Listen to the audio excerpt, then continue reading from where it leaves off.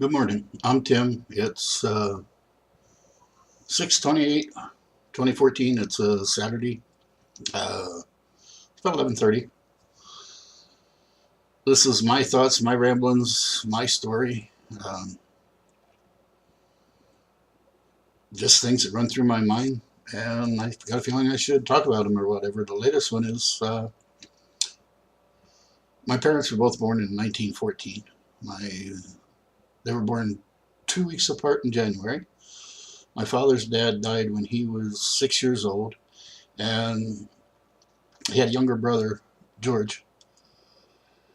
They were raised by my grandmother and her brothers, his uncle, my dad's uncles, and I guess they used a lot of the back of the hand correction methods because that's what he used on us. And they didn't show him very much attention or affection or feelings.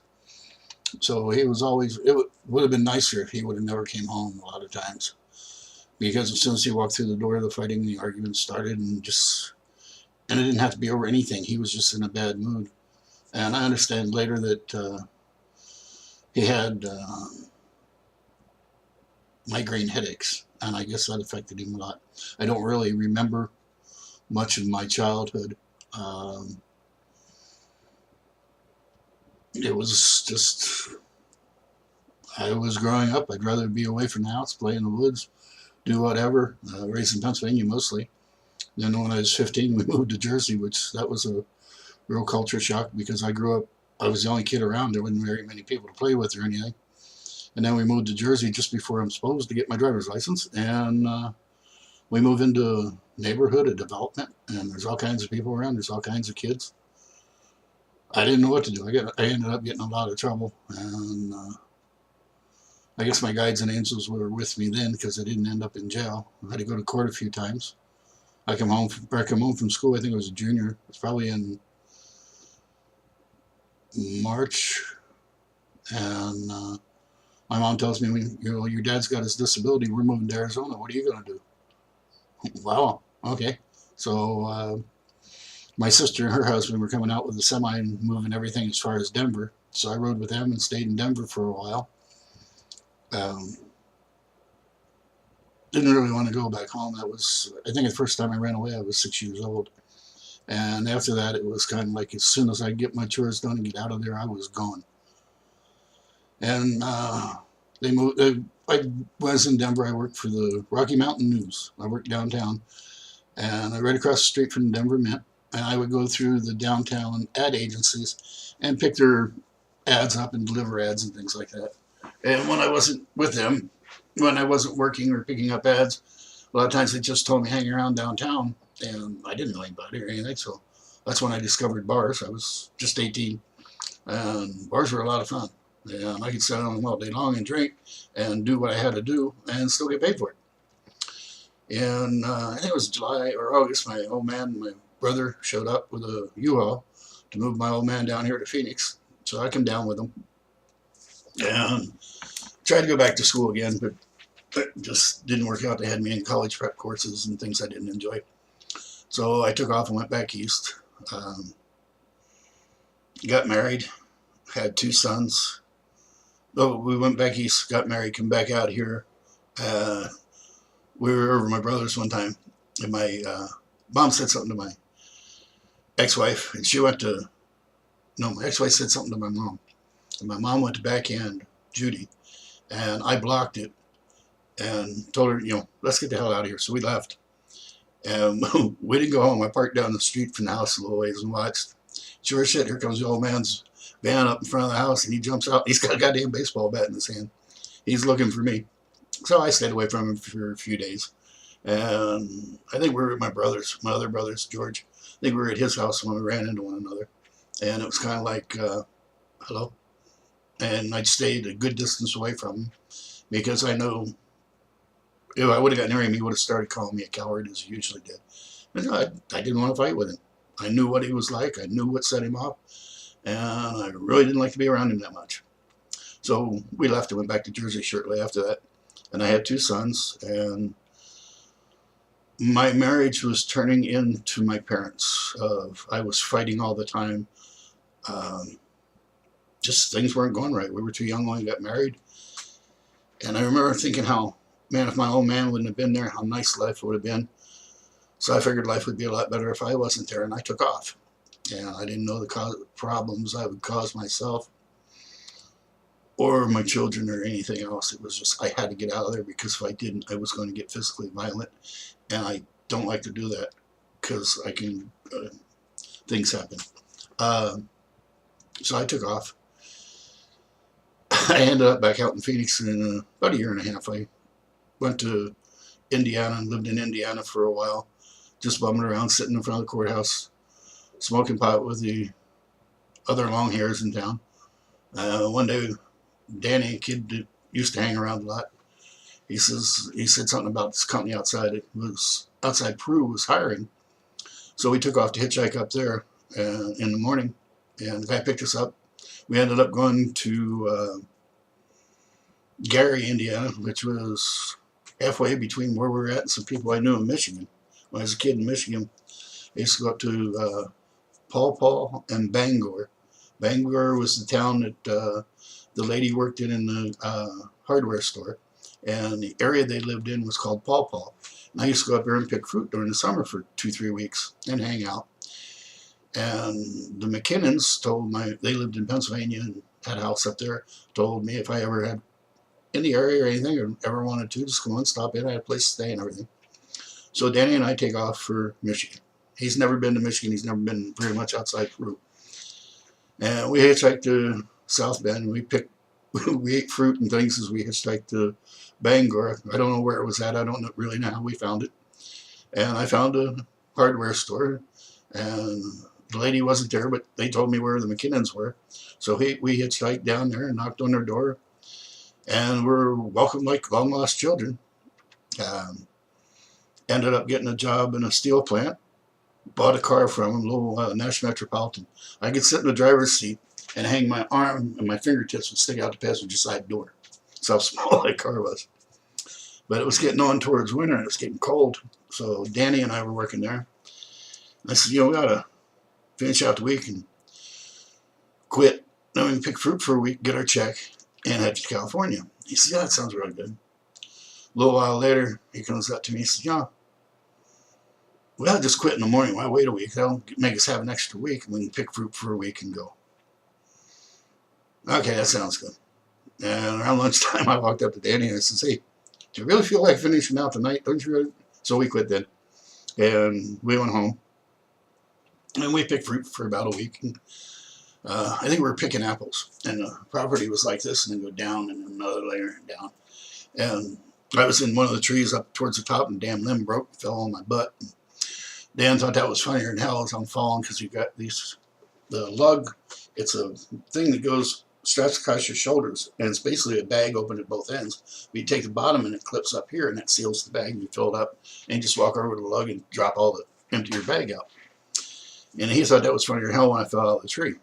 So we picked for another half an hour, 45 minutes, I guess. We weren't really ambitious.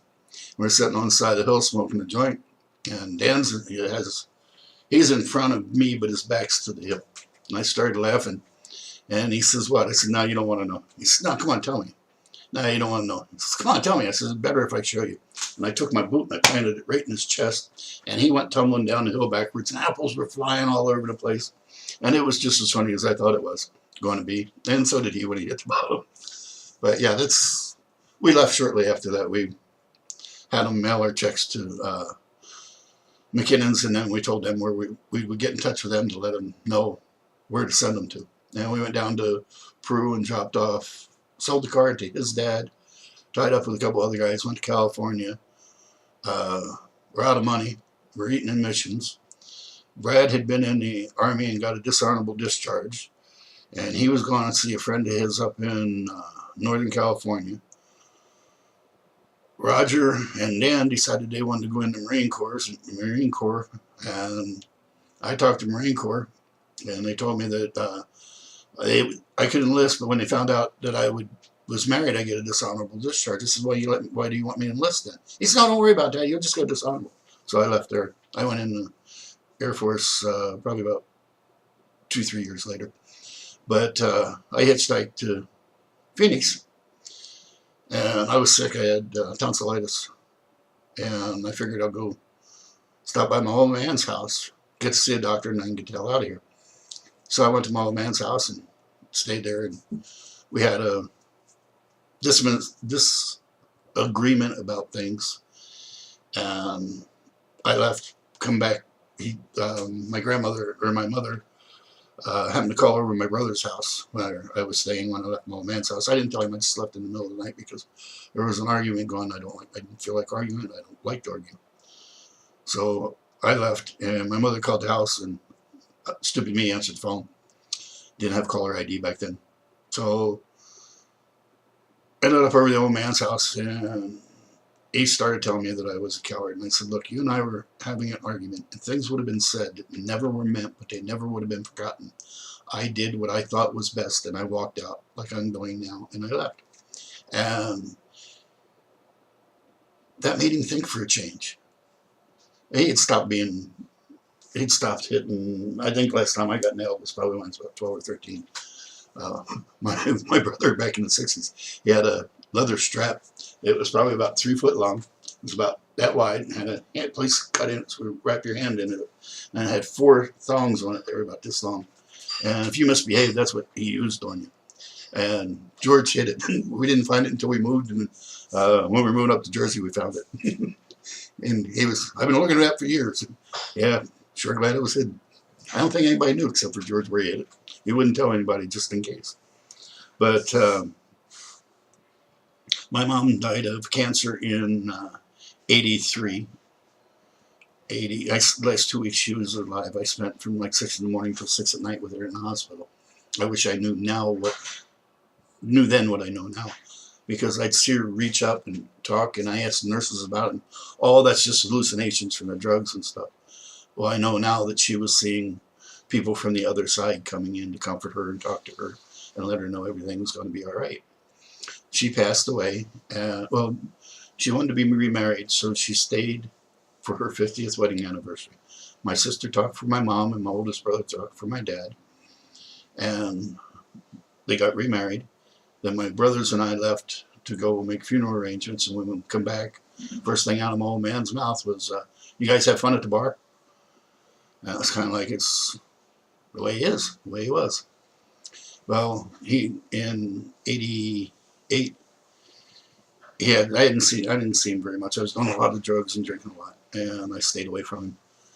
And 88, he had some surgery, and he went into a care facility, and I guess he'd been in there almost a month before I went and saw him.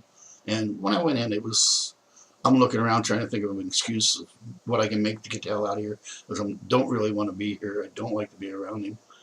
And I stuck around for about half an hour until, I got a job I got to go do. I got to work trucks, so I'm taking off. And I got called about 3 days later that he was in a coma. And then he graduated and went home. And I had a wreck in 84. In 84, when I had the wreck, every time I don't remember a whole bunch about the accident or for a few weeks afterwards. It seems if I'm by myself, I have complete memory, I have no memory of the accident or for about 3 weeks afterwards. When my wife was with me, I remember impact, I remember everything. But when I'm by myself, part of me leaves and the rest of me goes through the accident, but I don't remember the pain. I don't remember very much of any of it. When I had the accident in 95, I went down on the freeway doing about 75 miles an hour, and I remember I came to in the hospital about 3 weeks later. I'm laying there, and I asked, I don't know whether it was my wife or Max. I asked one of them, what happened this time? And they told me I went down on the freeway. The car said I picked up a high-speed wobble. And then I flashed back on it, and I remember I just passed the car, and I cut over a lane, and the front wheel started going like my hand does. And I couldn't get it back under control. I tried everything, and boom, I was down. I remember the front wobble. I remember trying to get it under control. I remember thinking, boy, this is going to hurt. And I remember seeing a grass growing in the crack of the freeway as I went over it, and vaguely remember hearing a helicopter take off. Well, I think I learned to do that when I was a child, so that I didn't have to be present for the things that were going on around me. I could leave, and I believe that's why I don't remember a whole lot of my childhood. But anyway, getting back to closer to this time, I had the wreck in '88, about 3-4 months after my dad died, and decided, well, maybe they're trying to tell me something. I'll stop writing for a while. And then 91 or 92, I broke my neck again. It's kind of like, well, that didn't change a damn thing. So I started looking around for another motorcycle. And my father started coming to me in dreams. And he never said anything. He would just be standing there staring at me. So through the mid-90s was a different time for me, because I was trying to figure out about spirituality. I had a feeling that there's really something I'm supposed to be doing. I don't know what it is. Now my old man's popping up and bugging me in dreams. Well, he's not really bugging me. He's just there, and him being there is bugging me in dreams. So I started doing some meditation on started doing some meditations and just being quiet and going within and thinking. And I remember thinking about his life, his childhood, and what it must have been like never to have anybody hold you or tell you they loved you. This is what I felt from him. I don't know whether he did or not, but I couldn't see it from my life experience with my grandmother, because to me, she just wasn't that type of person. She was very cold and distant. But through time, I realized that my old man did the best he could with the tools that he had. As he got older and he became more aware of things and stuff, he did try and change. He settled down and stuff. And he taught me a lot of things. Some taught me a lot of things of not to be like, and some to be like. And once I was able to deal with him and understand why he did things, then I was able to start working on myself, because I used to drink and do a lot of drugs. And I know I needed to quit, but for some reason, it helped me deal with what I had done in my life, like leaving my kids and stuff. It really had an effect on me. And after I had dealt with my old man, then I could start working with myself. And as I started working with myself, the biggest thing I did was forgive my old man. Then I had to go inside me and learn how to forgive me for what I had done. But through time and going inside, meditation and everything, I realized that I did the best I could with the tools I had at the time. I'm a lot older now. Yeah, I'm a lot older now. But I'm a lot older now, and I'd never do the things I did then. But at that time, that was the best thing I could think of doing. So I left. And once I left, then I started drinking and doing the drugs, and then everything else was just kind of like, well, hell, nothing really matters anymore, but, let's go for it. And then in the 90s, when I started going inside myself and realized how much anger I had towards myself. But this is a time of change. Things come to the surface. You're going to have to work on them. Working on mine was a trip. I'm a lot calmer now. I'm a lot more peaceful. I have a beer every once in a while. Don't do any more of the hard drugs. I do some cannabis. And that's about it. I hope in some way this helps someone. Remember, in the end, only kindness matters. Peace and love goes out.